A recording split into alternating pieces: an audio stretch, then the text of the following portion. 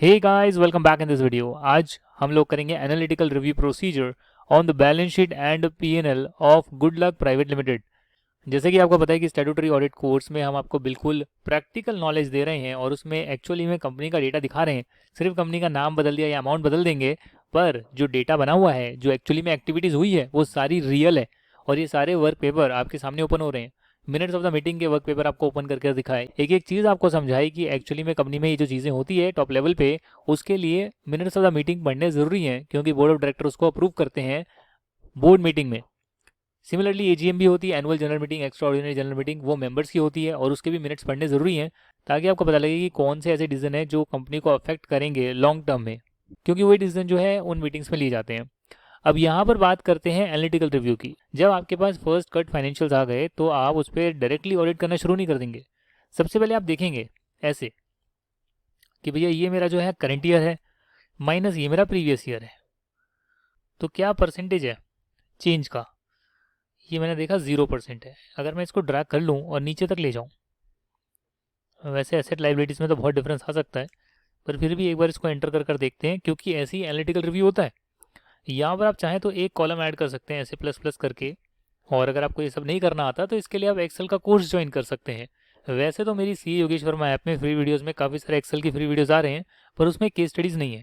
अगर आप case studies करना चाहते हैं तो लर्न्स अप में जाकर एक्सेल का कोर्स ले सकते हैं और उसको एक हफ्ते के अंदर पूरा कर सकते हैं। यानी जो चीज़ सिखाई हुई है वही चीज़ आपको घर पर करनी है अपने लैपटॉप या पीसी में, और अगर आप ऐसा करेंगे तो ही जाकर हफ्ते भर के बाद आपको अपने अंदर इंप्रूवमेंट दिखेगी कि हाँ, मुझे इस कोर्स से फ़ायदा हुआ है। अगर आप सिर्फ देखेंगे और करेंगे नहीं प्रैक्टिस, तो आपको ज़्यादा कुछ फ़ायदा नहीं होएगा।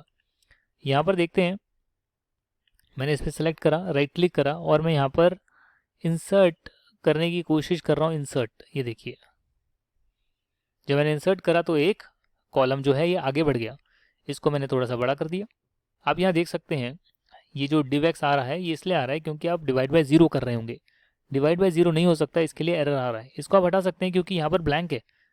आप देखेंगे कि ब्लैंक है, तो ब्लैंक में क्या ही कंपैरिजन करना, जो एक्चुअली में अमाउंट आ रही है उसे हमें कंपेयर करना है।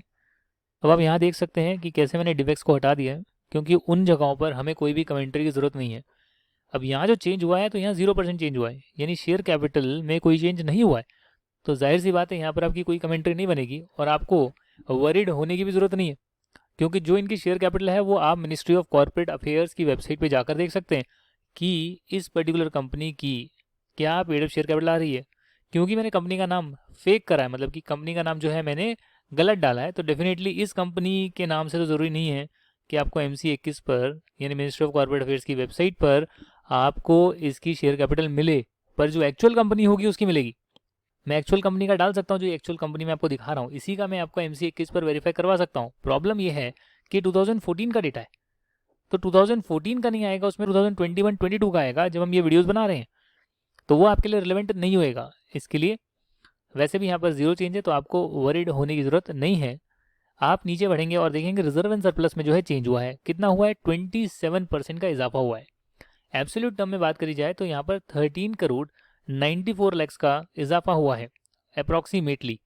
अब इसके अगर आप नोट्स में जाएंगे कि भैया रिजर्व एंड सरप्लस उठकर कहाँ से आ रहा है, तो ये नोट्स में जाते कैसे हैं, मैंने जैसे क्लिक करा, ये एक्सेल के कोर्स में आप सीखेंगे। और नहीं समझ में आ रहा तो आप यहाँ पर अगर देखेंगे तो जैसे ही मैंने F2 दबाया या मैंने डबल क्लिक करा तो पता लग गया कि एक शीट है नोट्स बैलेंस शीट करके, उसके E63 से वैल्यू उठकर आ रही है। तो जिनको नहीं समझ में है वो यहाँ से भी जाकर देख सकते हैं। अच्छा, नोट्स बैलेंस शीट की एक शीट आ रही है, इसमें E63, तो E हो गया आपका कॉलम और 63 आपका हो गया रो नंबर। तो यहाँ पर आप जाएंगे तो आपको पता लग जाएगा, अच्छा ये अमाउंट यहाँ से उठकर आ रही है। तो इस अमाउंट में ऐसा क्या है उसे आप देख सकते हैं। यार पिछले साल जो है, पिछले साल तो मेरा reserve and surplus 52 crore rupees था। तो 52 करोड़ रुपीज़ में 52 करोड़ रुपीज़ में इस साल क्या एडिशन हो गया? इस साल इस बार का जो 13 करोड़ का प्रॉफिट है वो ऐड हुआ है, इसके लिए मेरा रिजर्व एंड सरप्लस बढ़ा है। अब ये प्रॉफिट कहाँ से आ रहा है वो आप देखेंगे, प्रॉफिट एंड लॉस स्टेटमेंट से आ रहा है। अच्छा, प्रॉफिट मेरा इस साल का 13 करोड़ 94 लाख रुपीज़ है। तो जब मैं यहाँ बैलेंस शीट में आऊँगा और यहाँ देखूंगा कि ये जो मेरा चेंज हुआ है रिजर्व एंड सरप्लस में, ये मेरा सिर्फ प्रॉफिट की वजह से चेंज हुआ है, तो मैं यहाँ लिख सकता हूँ अच्छा प्रॉफिट ऐड हुआ है इसमें। अब इसमें कुछ चेक करने की ज़रूरत नहीं है, क्योंकि प्रॉफिट तो हमेशा ही रिजर्व एंड सरप्लस में ऐड होता है। तो जब हम P&L स्टेटमेंट को चेक करेंगे, सेल्स एक्सपेंसेस को चेक करेंगे, तो डेफिनेटली वो प्रॉफिट ऑटोमेटिकली चेक हो जाएगा। और जब प्रॉफिट चेक हो गया तो बात खत्म, मुझे यहाँ पर चेक करने की ज़रूरत नहीं है। इसमें अगर कोई और एडजस्टमेंट होती तो मैं लिखता अच्छा रिजर्व एंड सरप्लस में कुछ एडजस्टमेंट करी हुई है, कुछ मिसलेनियस एक्सपेंडिचर राइट ऑफ करे हुए हैं, कोई और एडजस्टमेंट है जो कि नॉर्मली प्रॉफिट के अलावा है, तो मैं कमेंट्री में लिखता कि अच्छा ऐसी चीज़ कंपनी में हुई है। बट यहाँ तो मैं लिखूंगा प्रॉफिट है, प्रॉफिट फॉर द ईयर है, तो इसमें तो कुछ ज़्यादा दिमाग लगाने की ज़रूरत नहीं है। तो ये मेरा जो है एक तरह से शेयर होल्डर्स फंड जो है इसका एनालिटिकल रिव्यू हो गया। इसमें कुछ ज़्यादा कुछ करने की ज़रूरत मुझे पड़ी नहीं। नीचे जाएंगे तो यहाँ पाएंगे डेफर्ड टैक्स लाइबिलिटीज आ रहा था। अब डेफर्ड टैक्स लाइबिलिटी यहाँ पर हट कैसे गया, ये आपका क्वेश्चन आना चाहिए। एनालिटिकल रिव्यू हो रहा है ये, अभी चेकिंग बाद में करेंगे, अभी समझ रहे हैं अच्छा डेफर्ड टैक्स लाइबिलिटी हटा कैसे। नीचे जाएंगे तो देखेंगे डेफर्ड टैक्स लाइबिलिटी की जगह इस बार डेफर्ड टैक्स एसेट है। आपका जो है अकाउंटिंग स्टैंडर्ड बोलता है, इंडेक्स बोलता है कि या तो डेफर्ड टैक्स लाइबिलिटी आ सकता है या डेफर्ड टैक्स एसेट आ सकता है। पिछली बार डेफर्ड टैक्स लाइबिलिटी बन रही थी और इस बार डेफर्ड टैक्स एसेट बन गया, ऐसा क्या हो गया, किस में बदलाव हुआ। इसके लिए आप जा सकते हैं डेफर्ड टैक्स एसेट के शेड्यूल में। जाते कैसे हैं वो मैंने एक्सेल के कोर्स में सिखाया है। कंट्रोल दबाकर ब्रैकेट ओपन वाला की दबाते हैं, उससे ये ओपन होता है। फ्री वीडियोस में भी आ रहा है इसी पर्टिकुलर ऐप के, वहाँ से भी आप देख सकते हैं। यूट्यूब चैनल पर भी मैंने डाला हुआ है, योगेश वर्मा पर डाला हुआ है, प्लेलिस्ट में जाकर देख सकते हैं। तो जब आप देख रहे हैं डेफर्ड टैक्स को तो इसके शेड्यूल में पता लग रहा है कि यार यहाँ पर जो है पहले जो था 1,40,00,000 था, इसके बाद जो है 1,85,00,000 हो गया depreciation, deferred tax liability book हो गई। इसके बाद यहाँ पर आप देखेंगे deferred tax on account of expenses covered under section 43B of income tax act, वो भी करीब करीब 84 लाख के आ रहे हैं, पिछली बार 78 लाख के थे, तो ज़्यादा इसमें कोई डिफरेंस नहीं है। And provision for obsolete inventory 1,43,00,000, ये पिछली बार नहीं था, ये इस बार आया है। कहीं ना कहीं आपने जो है इन्वेंट्री पुरानी हो गई, उसका प्रोविजन बुक कर लिया, इस वजह से यहाँ पर आपको डेफर्ड टैक्स एसेट बनाना पड़ा। यानी कि फ्यूचर में एक्चुअली में जो है इनकम टैक्स में आपने इसको लॉस बुक नहीं किया, आपने इसको पीएनएल में बुक कर लिया। आपने इनकम टैक्स जो बनेगा उसमें तो ये ऑब्सोलीट इन्वेंट्री का प्रोविजन नहीं आ रहा होगा, तो कहीं ना कहीं वहाँ पर आप ज़्यादा टैक्स दे रहे होंगे, नहीं क्या? मुझे बताइए, अगर आप खर्चों को इनकम टैक्स में डेबिट नहीं करेंगे, इसके लिए आपको इनकम टैक्स का ज्ञान होना चाहिए। हमारी इनकम टैक्स की क्लासेस नहीं है, उसके लिए मैंने यूट्यूब पर पूरी प्लेलिस्ट डाली है कि इनकम टैक्स को आप समझ सकते हैं। योगेश वर्मा क्लासेस चैनल की प्लेलिस्ट में आ रही है और लर्न अप पर भी जो है अपडेटेड वीडियोस अवेलेबल हैं, वहाँ से आप जो है इनकम टैक्स सीख सकते हैं। फिलहाल शॉर्ट में बात करी जाए तो इतना ही है। तो अगर मैं डेफर्ड टैक्स एसेट पे जाता हूँ तो यहाँ पर इसका शेड्यूल आ गया है। इस शेड्यूल में पता लग रहा है कि आपने प्रोविजन क्रिएट कराया है, प्रोविजन फॉर ऑब्सोलीट इन्वेंट्री। अगर मैं इसमें जाऊँ इन डेप्थ तो यहाँ पता लगता है, नोट्स में आ रहा है DTA was not created in earlier years, now rectified. DTA का मतलब क्या है, डेफर्ड टैक्स एसेट का मतलब क्या है। इन्वेंट्री की वैल्यू जो आपकी बुक्स में आ रही है वो है 28 करोड़, 87 लैक्स, 87,831। और जो इनकम टैक्स में आ रही है, क्योंकि इनकम टैक्स का अलग पीएनएल बनता है, उसकी अलग कॉम्पिटिशन होती है, उसमें कुछ एक्सपेंसेस अलाउड होते हैं, कुछ नहीं होते हैं। तो इनकम टैक्स में जो वैल्यू आ रही है वो है 33 करोड़। तो कहीं ना कहीं इनकम टैक्स और आपकी जो बुक्स ऑफ अकाउंट्स है उसमें डिफरेंस आ रहा है 4,20,00,000 का। इनकम टैक्स में क्लोजिंग इन्वेंट्री की वैल्यू ज़्यादा आएगी, तो पीएनएल के राइट हैंड साइड पर क्लोजिंग इन्वेंट्री लिखी जाती है, तो उस केस में क्या होगा, प्रॉफिट ज़्यादा आएगा। प्रॉफिट ज़्यादा आएगा तो इस पर यहाँ देखिए कैलकुलेट करा हुआ है 33.99%। ये इनकम टैक्स की रेट होती है, 30% उस टाइम थी, 30% प्लस एजुकेशन सेस ऐड करेंगे, हेल्थ एंड एजुकेशन सेस, तो ऐसे कर उस टाइम आती थी। अब ये रेट डिफरेंट होगी थोड़ी सी, 30% में आप 4% जोड़ देंगे, सरचार्ज है तो वो भी जोड़ देंगे, तो कहीं ना कहीं ये रेट निकल कर आ गई है। और ये रेट से पता लगा कि इतने रुपए का जो टैक्स है वो कहीं ना कहीं आप इनकम टैक्स में ज़्यादा दे रहे हैं, बट टोटल जो इन्वेंट्री खरीदी है वो तो सेम ही है। आपकी बुक्स में अलग रेट पर आ रही है, इनकम टैक्स में अलग रेट पर आ रही है, वैल्यूएशन अलग ढंग से करी हुई है, तो कहीं ना कहीं जो है आप इनकम टैक्स में ज़्यादा टैक्स दे रहे हैं। डेफर्ड टैक्स जो है काफ़ी कॉम्प्लेक्स प्रोविजंस होते हैं इसके, और ये अकाउंटिंग का पार्ट है, आपको अकाउंटिंग में सिखाया जाएगा, फाइनेंशियल रिपोर्टिंग में सिखाया जाएगा। बट मैं एक और उदाहरण से आपको समझाना चाहता हूँ, क्योंकि हम इतने कॉम्प्लेक्स टॉपिक पर आ गए हैं तो आपको कहीं ना कहीं थोड़ी सी और जानकारी देनी ज़रूरी है। मान लेते हैं फिक्स्ड एसेट्स हैं। अब यहाँ आप देखते हैं फिक्स्ड एसेट जो है, अगर मान लो मैंने 100 रुपये का खरीदा तो 100 रुपये का ही मैंने खरीदा है। अब ये हो सकता है कि मैं अपनी बुक्स में 10% का डेप्रिसिएशन ले रहा हूँ और इनकम टैक्स में 20% का ले रहा हूँ, ये हो सकता है। बट रहेगा तो वो 100 रुपये का एसेट जो ओरिजिनल मैंने खरीदा था, वैल्यू कम ज़्यादा तो नहीं होगी। तो अलग रेट पर डेप्रिसिएशन लगाने से जो मेरी बुक्स ऑफ अकाउंट्स है उसमें 31 करोड़ का फिक्स्ड एसेट जो है आ रही हैं, और इनकम टैक्स में 25 करोड़ के आ रहे हैं, क्योंकि इनकम टैक्स में डेप्रिसिएशन की रेट ज़्यादा है। तो कहीं ना कहीं यहाँ पर टोटल एसेट तो मैंने सेम ही खरीदे थे, डेप्रिसिएशन रेट डिफर होने की वजह से इनकम टैक्स में ज़्यादा डेप्रिसिएशन डेबिट हो रहा था, जिससे वहाँ प्रॉफिट कम आ रहा था, और मेरे जो पीएनएल है उसमें मैं कम डेबिट कर रहा था, जिससे प्रॉफिट ज़्यादा आ रहा था। अगर मैं क्लोजिंग की बात करूं तो मेरा 31 दिसंबर 2014 में 31 करोड़ का फिक्स एसेट है मेरी बुक्स ऑफ अकाउंट्स में, यानी ये धीरे धीरे जो है डेप्रिशिएट होकर खत्म होगा। वही इनकम टैक्स में 25 करोड़ रुपए का है, तो कहीं ना कहीं 5 करोड़ 45 लाख रुपीज़ 5 करोड़ 45 लाख रुपीज़ का डिफरेंस आ रहा है। तो इनकम टैक्स में अगर मैंने ज़्यादा डेबिट कर दिया है, जो आपको यहाँ पर दिख रहा है, जो इनका डिफरेंस आ रहा है, नहीं 5 करोड़ 45 लाख रुपीज़ में इनकम टैक्स में ज़्यादा डेबिट कर चुका हूँ, क्योंकि एसेट जब खरीदा था तब तो 100 रुपये का था।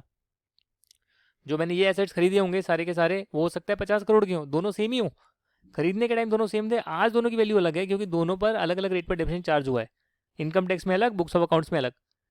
तो यहाँ पर मैंने 5 करोड़ 45 लाख रुपीज़ का ज़्यादा डेप्रिसिएशन इनकम टैक्स में दे दिया। ज़्यादा डेप्रिसिएशन क्लेम करने से मेरा प्रॉफिट कम आया होगा इनकम टैक्स में, मैंने कम टैक्स दिया होगा। तो इसीलिए ये मेरा डेफर्ड टैक्स लाइबिलिटी है कि मैंने अभी कम टैक्स दिया है, तो बाद में मुझे ज़्यादा देना पड़ेगा। और यहाँ इन्वेंट्री में उल्टा है, इन्वेंट्री में उल्टा है, क्लोजिंग इन्वेंट्री जो है इनकम टैक्स में ज़्यादा आ रही है, तो ज़्यादा आने की वजह से मैं ज़्यादा टैक्स दे रहा हूँ इनकम टैक्स में, फ्यूचर में कम देना पड़ेगा, तो इसलिए डेफर्ड टैक्स एसेट है। यहाँ पर जो है अगर आप देखेंगे तो नेट में जो है पॉजिटिव बैलेंस आ रहा है, इसके लिए मैंने इसको डेफर्ड टैक्स एसेट में शो करा है। अगर ये नेगेटिव आ रहा होता तो मैं इसको डेफर्ड टैक्स लायबिलिटी में शो करता, दोनों में से एक ही शो होगा। तो आपको पता लग गया, अच्छा इस टाइम जो है मेजरली इन्होंने पिछले टाइम कुछ क्रिएट करना रह गया था, जो इस टाइम ये क्रिएट कर रही हैं। और अगर मान लो ये डिफरेंस नहीं होता, तो इस केस में आप क्या करेंगे, इस केस में आप ये सारी चीज़ें चेक करेंगे। अच्छा फिक्स एसेट की वैल्यू जो है सही आ रही है, जितने भी यहाँ पर आइटम्स आ रहे हैं ये सारे आपको वेरीफाई करने होंगे, ताकि आप देख सकें कि डेफर्ड टैक्स इन्होंने सही कैलकुलेट करा है। और मोटा मोटी जो है यहाँ पर आपको पता लग गया, अच्छा ये मेजर एडिशन हुई है और इसका रीज़न क्या था।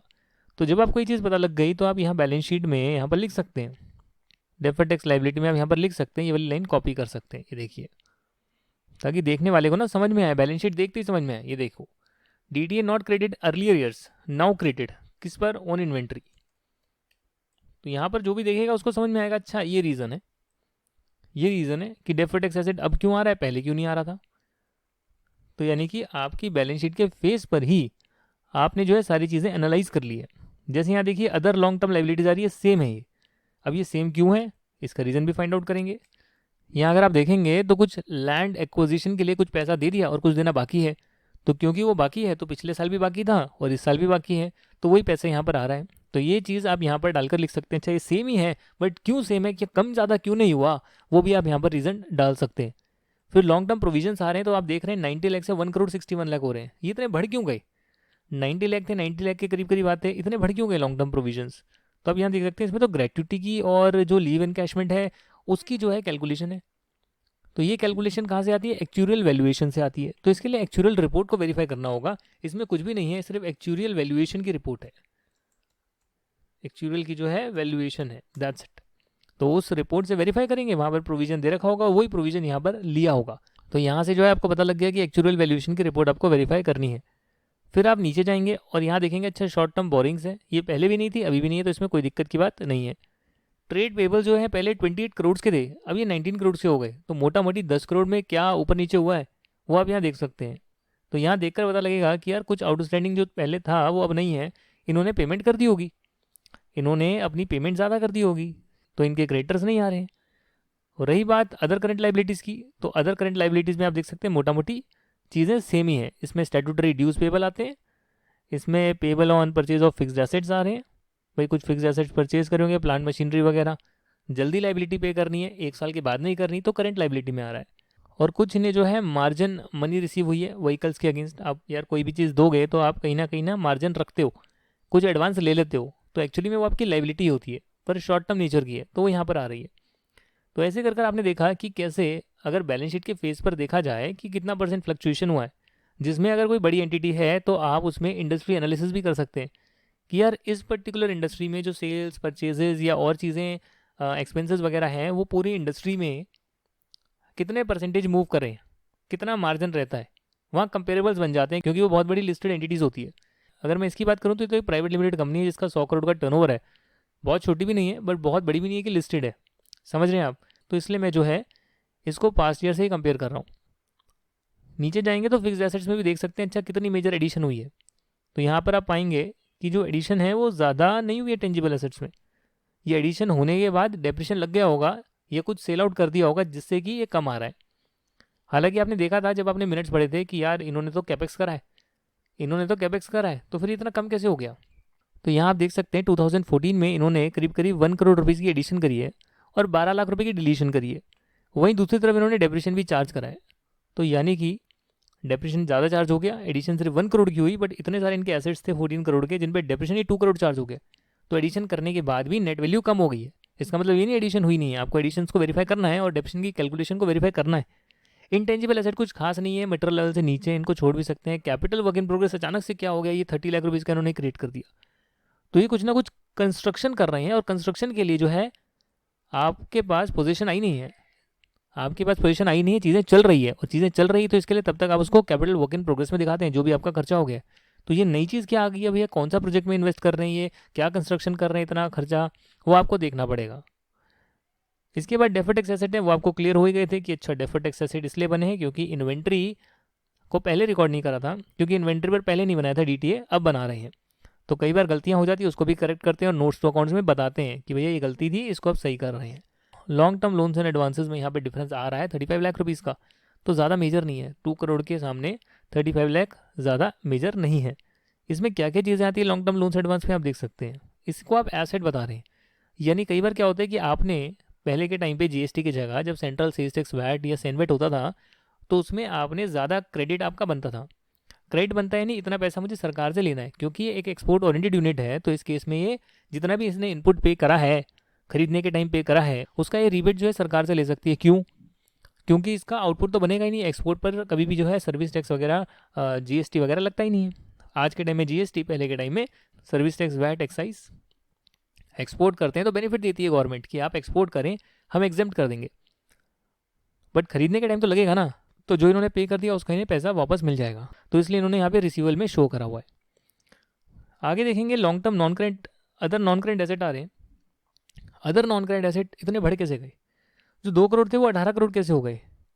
तो अदर नॉन करेंट एसेट में अदर बैंक बैलेंस आ रहा है under the lien of excise and sales authorities, जिसमें कि 99 लाख रुपीज़ की क्रिएट करी है। पिछली बार करीब करीब 2 करोड़ रुपये थी, ठीक है, बट इसमें और क्या चेंज हो गया, 2 करोड़ से 18 करोड़ क्या हो गया। तो ये आपको फाइंड आउट करना पड़ेगा भाई। ये अदर नॉन करेंट एसेट है, ऑडिट का पॉइंट बन जाएगा कि ये बहुत ज़्यादा मेजर फ्लक्चुएशन है।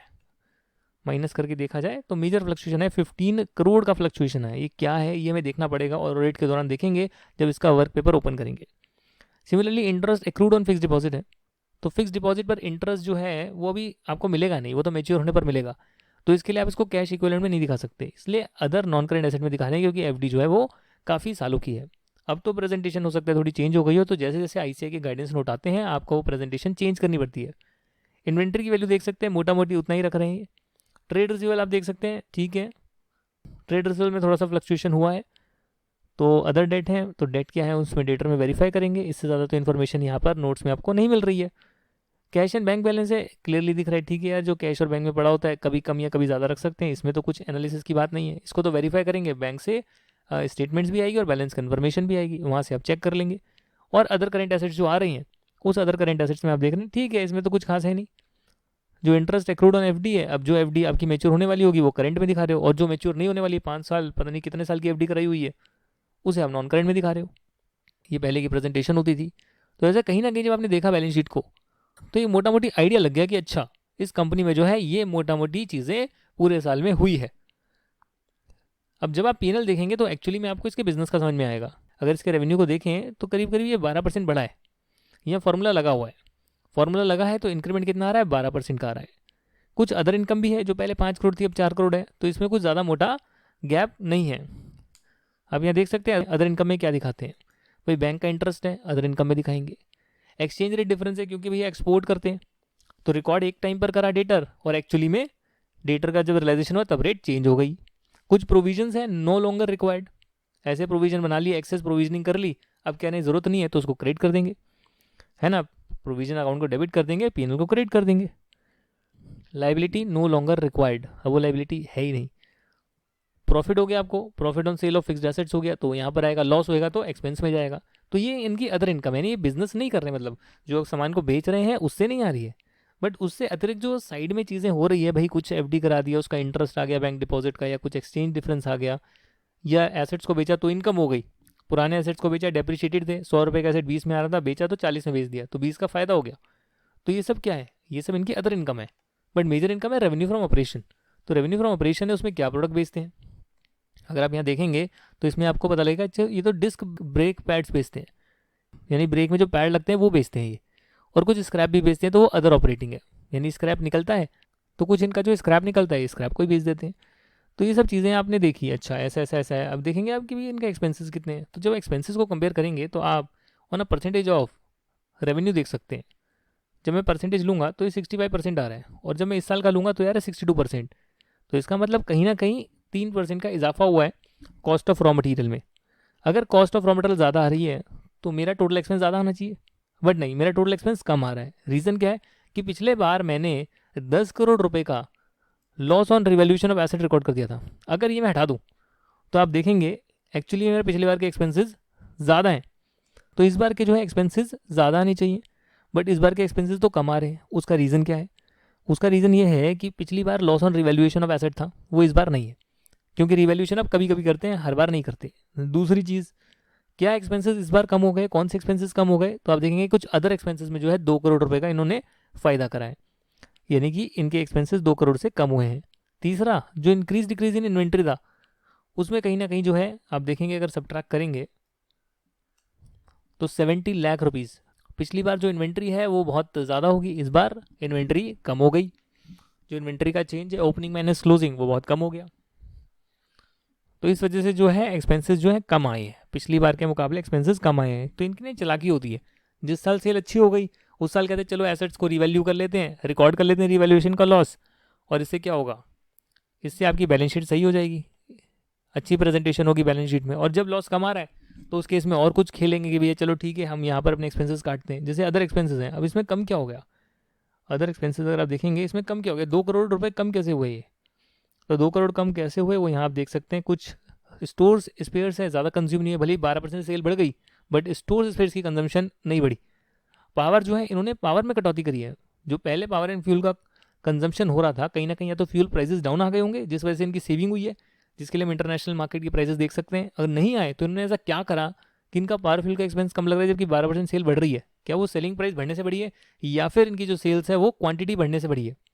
और अगर ये मल्टीपल चीज़ें बेच रहे हैं, मल्टीपल प्रोडक्ट बेच रहे हैं, तो कौन से फिनिश प्रोडक्ट से सबसे ज़्यादा जो है मार्जिन आ रहा है और उसकी सेल बढ़ी या कम हुई, वो सब आपको देखना पड़ेगा। यहाँ आप देखेंगे रिपेयर्स हैं, तो रिपेयर्स में खर्चा बढ़ा ही है, और ऐसे ऐसे कर जो है आप यहाँ पर एनालिसिस कर सकते हैं कि भैया कौन से ऐसे एक्सपेंस है जहाँ पर कटौती हुई है। तो आईटी सपोर्ट चार्जेस हैं जो ये अपनी हेडर कंपनी को पे करते हैं, क्योंकि सारा ओरेकल का सिस्टम इनकी हेडर कंपनी ने लगाया हुआ है, और क्योंकि वो सर्विस प्रोवाइड कर रहे हैं तो कहीं ना कहीं चार्जेस हेडर कंपनी को भी जाते हैं। डेफिनेटली जो है रिलेटेड पार्टी ट्रांजेक्शन्स में आएंगे, उसे हम शो भी करेंगे। तो ये चीज़ आपकी हो गई, जिससे आपको मोटा मोटी पता लगा अच्छा आईटी में इन्होंने बचा लिया 1 करोड़ 2 करोड़ रुपए इन्होंने आईटी में दिखा दिया। तो क्योंकि ये आईटी एक्सपेंडिचर जो है हेडर कंपनी को जाता है, तो एक्सपेंस कम ज़्यादा करने के लिए इसको भी मैनिपुलेट कर लेते हैं, है ना भैया। जब अपनी ही कंपनी अपनी हेडर कंपनी को पैसा जा रहा है, तो अगर इन्हें प्रॉफिट बढ़ाने हैं तो उन्हें कम चार्जेस पे कर देंगे, और प्रॉफिट कम करने तो ज़्यादा चार्जेस पे कर देंगे। हालांकि फिर आर्म्स लेंथ प्राइस की होगा, रिलेटेड पार्टी ट्रांजेक्शन का जो है डिस्क्लोजर आएगा, वो तो इन्हें देना ही पड़ेगा। ऐसे कर इनका प्रॉफिट आ गया, प्रॉफिट के बाद टैक्स लग गया। टैक्स की अगर आप रेट देखेंगे तो यहाँ इससे आप इसको डिवाइड कर देख सकते हैं, प्रॉफिट बिफोर टैक्स, और परसेंटेज का साइन लगाएंगे तो करीब करीब ये 49% 32% आ रहा है। क्यों आ रहा है ऐसा, क्योंकि जो इनकम टैक्स है ज़रूरी नहीं वो इस पर बने, इस प्रॉफिट पे इनकम टैक्स कभी नहीं बनता। ये जो इनकम टैक्स आया इसके लिए तो इनकम टैक्स की कंप्यूटेशन बनी हुई है, इसके लिए इनकम टैक्स की पूरी कंप्यूटेशन बनी हुई है। और कंप्यूटेशन यहाँ लगी हुई है, नहीं सर आगे लगी होगी कहीं टैक्स कंप्यूटेशन, ये देखिए, जिसमें कि हम नेट प्रॉफिट से शुरू करते हैं, कुछ एडिशन सब्ट्रैक्शन करते हैं, जो एक्सपेंस अलाउड है, जो नहीं है, जो इनकम आनी चाहिए, जो नहीं आनी चाहिए। और नीचे आप देख सकते हैं, नीचे आप देख सकते हैं यहाँ पर ऑडिट का प्रोसीजर भी लिखा है। ऐसे आपको हर वर्क पेपर में मिलेगा कि हमारा ऑब्जेक्टिव क्या था, इनकम टैक्स सही से रिकॉर्ड हुआ नहीं हुआ, हमने डॉक्यूमेंट्स क्या क्या यूज़ करे, हमने काम क्या किया, हमारी ऑब्जर्वेशन क्या आई, और कंक्लूजन पर हम कैसे पहुंचे। तो ये सारी चीज़ें आपको देखनी होती है। आज के सेशन में हम इतना ही करेंगे, और आपको एक ओवरव्यू देने की कोशिश करिए बैलेंस शीट पीएनएल की, क्योंकि अगले क्लास में मैं आपको एक एक वर्क पेपर दिखाने वाला हूँ कि एक्चुअली में ऑडिट प्रोसीजर, जैसे मैंने टैक्स कंप्यूटेशन का दिखाया, तो अगर शेयर कैपिटल का दिखाना है, रिजर्व सरप्लस का दिखाना है, या फिर आपको other long term liabilities, long term provisions के वर्क पेपर दिखाने हैं कि ऑडिट प्रोसीजर क्या परफॉर्म किया, ऑब्जर्वेशन क्या आई, डॉक्यूमेंट्स क्या वेरीफाई करे, तो वही मैं आपको दिखाऊंगा। इसके भी शेड्यूल बने होंगे और उस शेड्यूल में जो अमाउंट आ रहा होगा वही अमाउंट यहाँ पर आ रहा होगा।